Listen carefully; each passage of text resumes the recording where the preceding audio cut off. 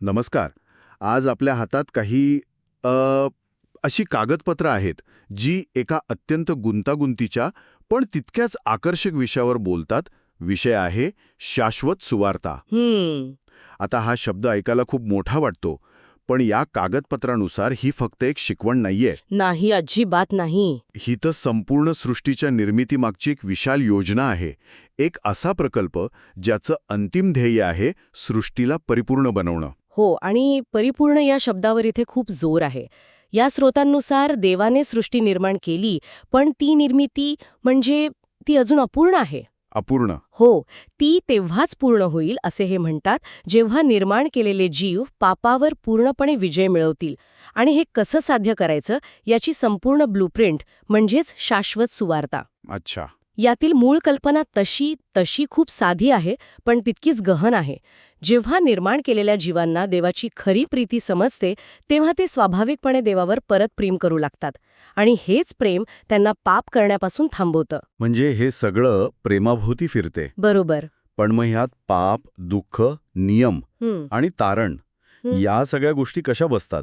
हं, कारण हे स्रोत एक असा दावा करतात हं. जो आपल्या अनेक पारंपरिक समजुतींना मला वाटतं मोठा धक्का देऊ शकतो. हो, देऊ शकतो. चला तर या योजनेचं कोडं उलगडूया हं. आणि पाहूया की हे स्रोत आपल्याला कुठे घेऊन जातात. सुरुवातीला या योजनेला प्रकल्प का म्हटलंय आहे हे समजावून घेऊया. प्रकल्प म्हणण्यामागचं कारण असं हं, की ही एक टप्प्याटप्प्याने पूर्ण होणारी प्रक्रिया आहे. बरोबर. या दस्तऐवजानुसार देवानी सृष्टीतील जीवांना सार्वकालिक जीवन देण्याची इच्छा केली, हं, पण ते त्यांना थेट देता येत नव्हतं.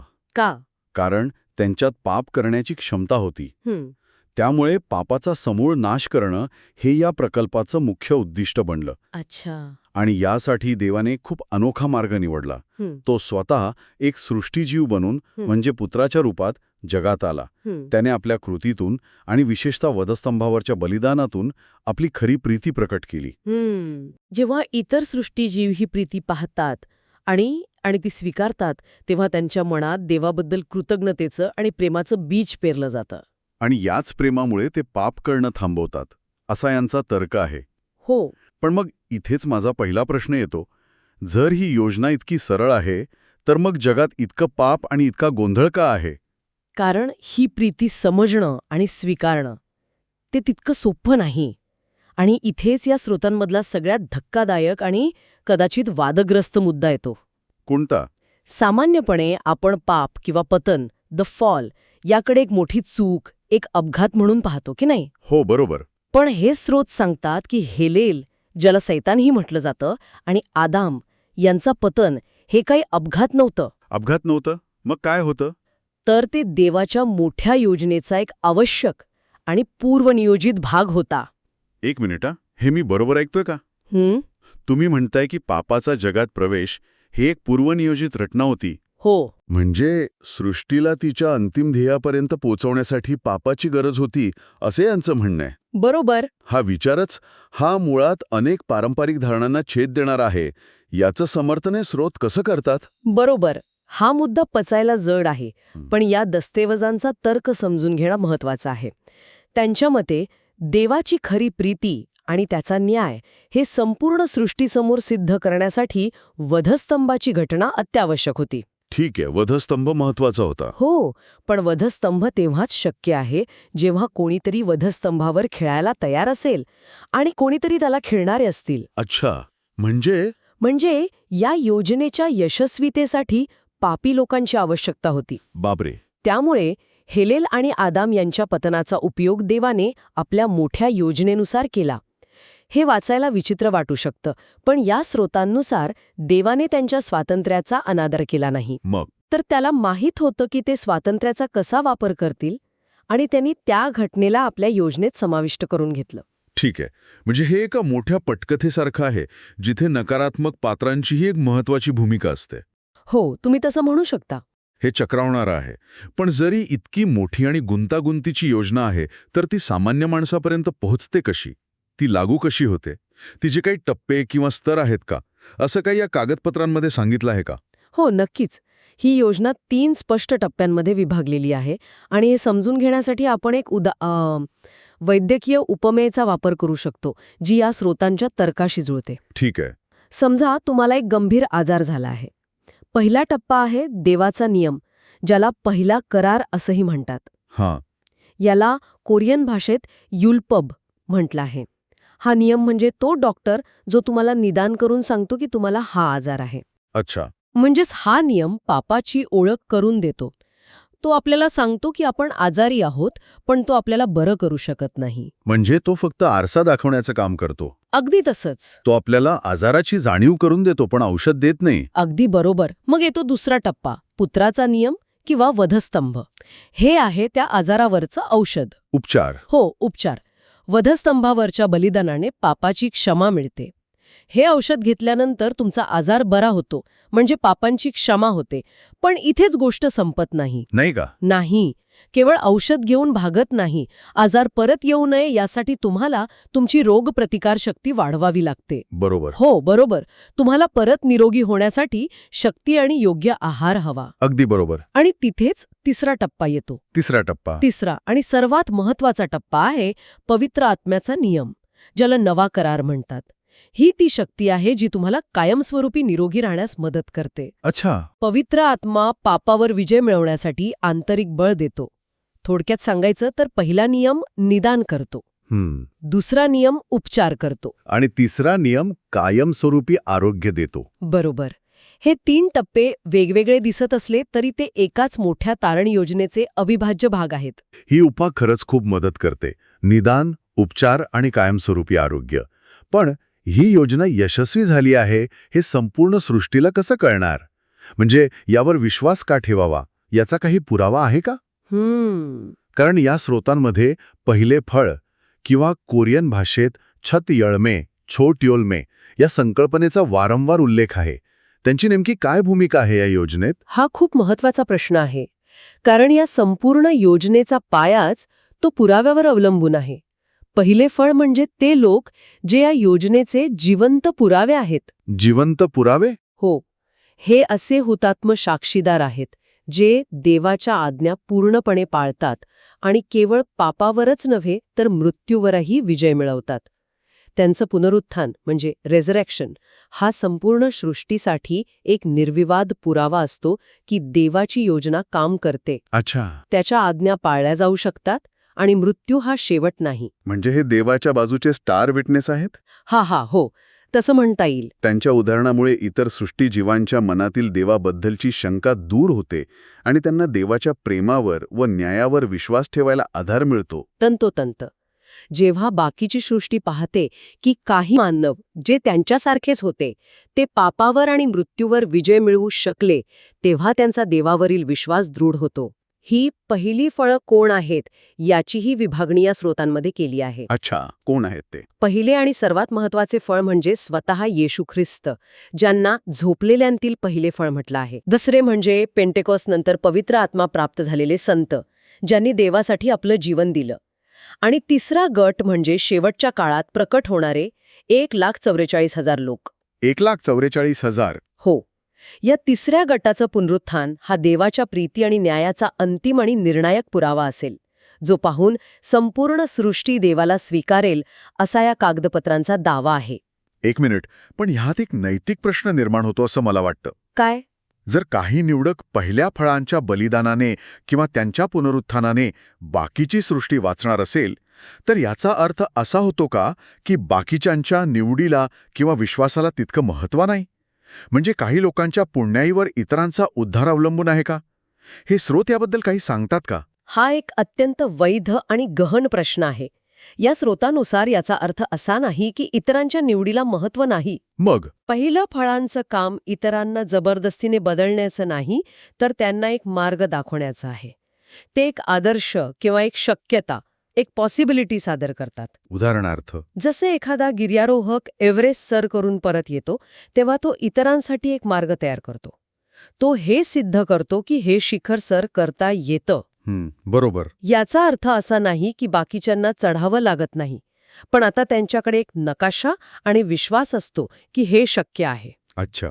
पहिल्या फळांचं पुनरुत्थान हा तो एव्हरेस्ट सर केल्याचा पुरावा आहे. जो पाहून इतरांना देवाच्या मार्गावर चालण्याची आणि विश्वास मिळतो.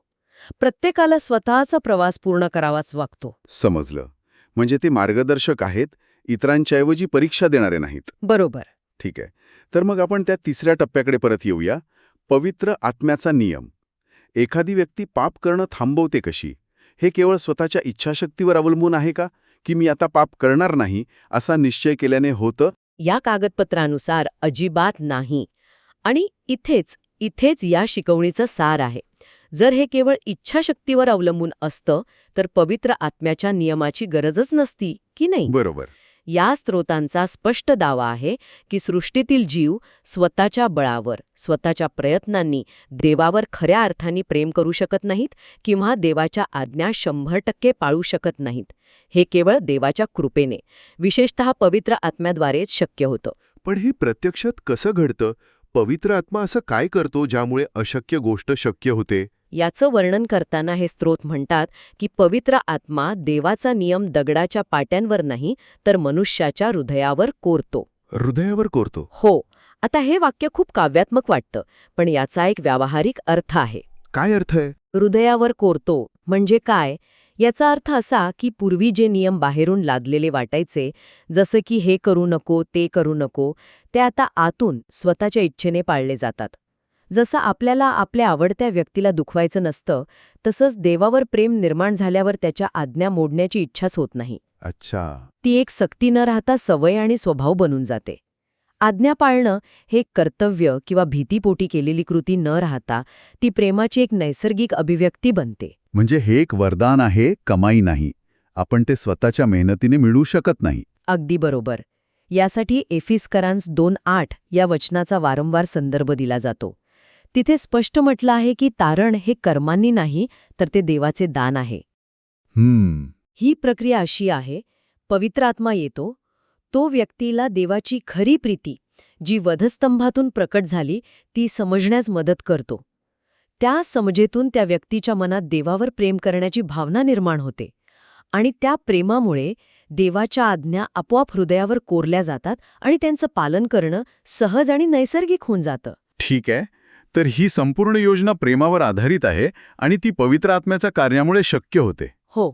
पण मग या योजनेला काही विरोध नाही का? आहे ना. कारण या स्रोतांमध्ये सैतानाचा वारंवार उल्लेख आहे, जो या योजनेत सतत अडथळा आणण्याचा प्रयत्न करतो. त्याची रणनीती काय आहे? हो, सैतानाचा उद्देश सुरुवातीपासून एकच राहिला आहे. लोकांच्या मनात देवाच्या इच्छेबद्दल गैरसमज निर्माण करणे आणि त्यांना आज्ञा मोडायला लावणे. अच्छा. त्याची रणनीती काळानुसार बदलली आहे, पण मूळ उद्देश तोच आहे. आदाम आणि हव्वाच्या काळात ती निषिद्ध फळाच्या रूपात होती. देव तुमच्यापासून काहीतरी चांगलं लपवत आहे. हां. मोशेच्या काळात लोकांना नियम मोडायला प्रवृत्त करणं ही होती. तर येशूच्या काळात लोकांना मशीहाला ओळखण्यापासून रोखणं ही होती. तो लोकांच्या मनात असा गैरसमज निर्माण करतो की देवाच्या आज्ञा पाळायला कठीण आहेत, ते आपल्या स्वातंत्र्यावर घाला घालतात किंवा देव प्रेमळ नाही तर एक कठोर न्यायाधीश आहे. थोडक्यात तो प्रेमाचा प्रवाहच थांबवण्याचा प्रयत्न करतो. अगदी बरोबर. कारण जर लोकांनी देवावर प्रेम केलं तर त्याची योजना यशस्वी होईल. हो. आणि याचा शेवट एका अंतिम संघर्षात होतो का? मला या कागदपत्रांमध्ये शेवटचा एक आठवडा म्हणजे लास्ट वीक किंवा कोरियनमध्ये माजिमा किरे असा एक विशिष्ट उल्लेख दिसतोय. हा काय प्रकार आहे? हो, या स्रोतांनुसार हा संपूर्ण इतिहासाच्या अंतिम संघर्षाचा काळ असेल. या काळात सैतान महान बॅबिलोन म्हणजे ग्रेट बॅबिलॉन नावाच्या एका जागतिक व्यवस्थेद्वारे लोकांना पशूची, बीस्टची पूजा करण्यास भाग पाडेल. या पशूचा अंक 666 आहे असंही यात म्हटलं आहे. हा काळ मानवाच्या निष्ठेची अंतिम परीक्षा असेल. आणि त्या विशिष्ट काळासाठी शाश्वत सुवार्ता एक थेट आणि स्पष्ट इशारा असेल, जो 3 देवदूतांमार्फत दिला जाईल. काय इशारा असेल तो?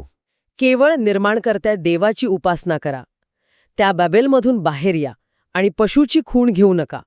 हा त्या काळातील सर्वात मोठा कसोटीचा क्षण असेल, जिथे लोकांना देव आणि सैतान यांपैकी एकाची निवड करावी लागेल.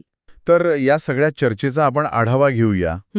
आपण एक अत्यंत संरचित धर्मशास्त्रीय आराखडा पाहिला, जिथे प्रेम, नियम, पाप आणि कृपा या सगळ्यांना सृष्टी पूर्ण करण्याच्या एका मोठ्या वैश्विक योजनेत एकत्र गुंफलेलं आहे. बरोबर. यातील मुख्य विचार असा दिसतो की खरी आज्ञाधारकता ही नियमांच्या भीतीतून नाही, तर देवावरील खऱ्या प्रेमातून येते. आणि ते प्रेमसुद्धा आपण स्वतः निर्माण करू शकत नाही, नाही. तर ते देवाकडूनच मिळालेलं एक वरदान आहे. अगदी बरोबर. आणि हे सगळं देवाचं चारित्र्य म्हणजे त्याचं प्रेम आणि त्याचा न्याय संपूर्ण सृष्टीसमोर सिद्ध करण्यावर अवलंबून आहे. या आराखड्यानुसार वधस्तंभ हा पहिला आणि महत्वाचा पुरावा आहे. आणि विश्वासू लोकांचं पुनरुत्थान म्हणजे पहिल्या फळांचं पुनरुत्थान हा संपूर्ण सृष्टीसाठी अंतिम आणि निर्विवाद पुरावा आहे. त्यानंतरच पापाचा पूर्णपणे नाश होऊन सृष्टी परिपूर्ण होईल असं या स्रोतांचं म्हणणं आहे. हे स्रोत एक असं विश्व सादर करतात जिथे बंडखोरी, पाप आणि दुःखद घटनांसारख्या गोष्टींचाही एका मोठ्या दैवी योजनेत अंतिम कल्याणासाठी वापर केला जातो. हो. यातून एक गहन प्रश्न निर्माण होतो जो या स्रोतांनी आपल्याला विचार करायला दिला आहे. जर प्रत्येक कृत्य, अगदी पापी कृत्यसुद्धा अशा पूर्वनियोजित योजनेनुसार अंतिम कल्याणासाठी वापरली जाऊ शकत असेल, तर त्या सृष्टीमध्ये राहणाऱ्या जीवांच्या स्वतंत्र इच्छाशक्ती आणि पूर्वनियती यांच्यातील संबंधाचा नेमका अर्थ काय?